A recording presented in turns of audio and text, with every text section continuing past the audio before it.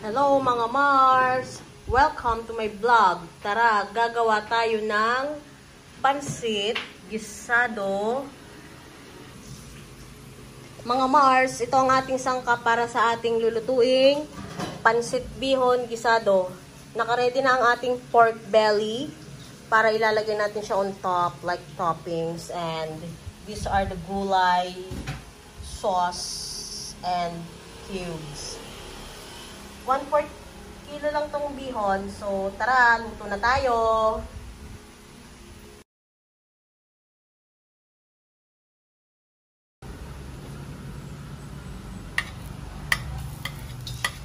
Tayo ay magigisa muna ng ating mga gulay.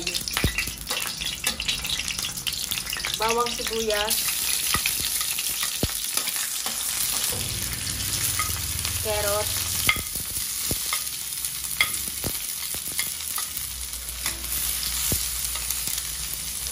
Bagu beans, string beans, whatever. Mekos.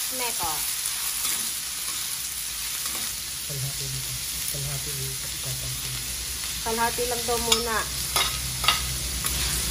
na repolyo.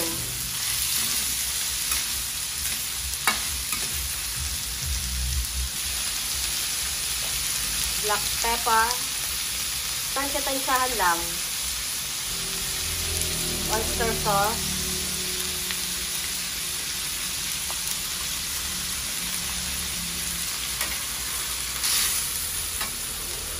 grams itong ating oyster sauce.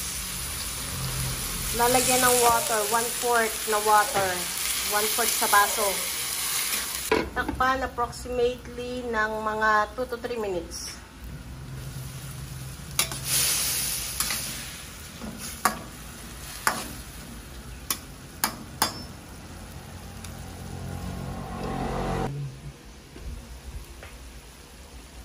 Luto na yung ating gulay. Aahunin muna natin. Yung gulay lang muna, itira natin yung sabaw niya. Tapos dadagdagan na lang ng sabaw para sa ating bihon. Yan, umuuga pang kawali. Basta siya, aahunin muna.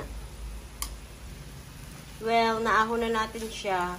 Same kawali. Dadagdagan natin siya ng tubig.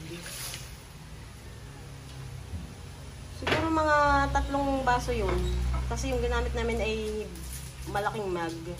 At isasabay na natin sa pagpapakulo yung ating cubes. Kahit po anong cubes.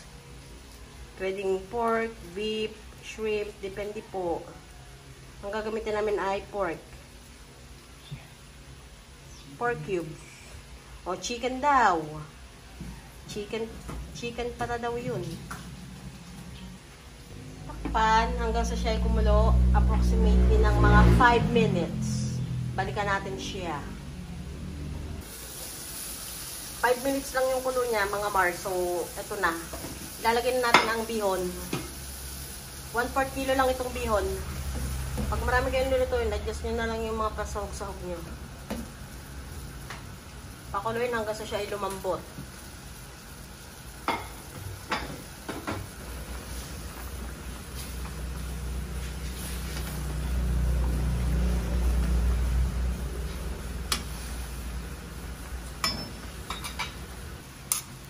Hinahalo-halo na siya, mga Mars.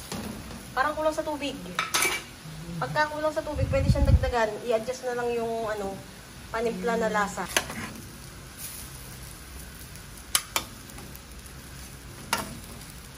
Medyo paluto na siya at malambot na rin yung ating pansit bihon. Yan. Luto na yung bihon. So, ngayon, ilalagay na natin ang ating ginawang ginisang gulay or nilutong gulay. Yan. May natira pa kaninang hilaw na cabbage. So, mekos-mekos na yan.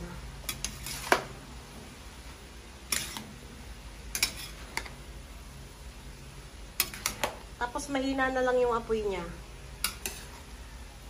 Baka masyunog Eva.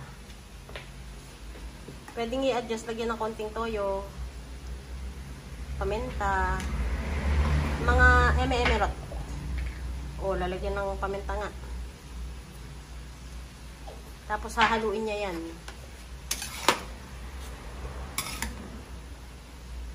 Ano yan? Ready to serve na? Ready to serve.